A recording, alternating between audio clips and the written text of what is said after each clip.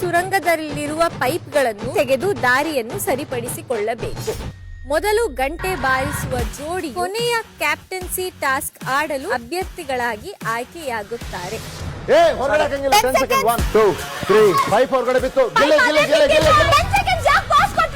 ಹಿಂಗಿಟ್ರೆ ಅವ್ರಿಗೆಲ್ಲಾನು ಹಂಗೆ ಮಾಡ್ಕೊಂಡು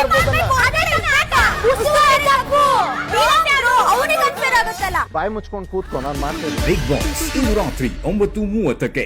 ತಮ್ಮ ಸುರಂಗದಲ್ಲಿರುವ ಪೈಪ್ಗಳನ್ನು ತೆಗೆದು ದಾರಿಯನ್ನು ಸರಿಪಡಿಸಿಕೊಳ್ಳಬೇಕು.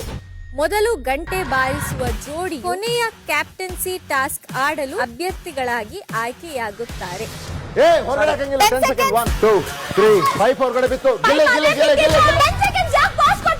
ಹಿಂಗಿಟ್ರೆ ಅವ್ರಿಗೆಲ್ಲಾನು ಹಂಗೆ ಮಾಡ್ಕೊಂಡು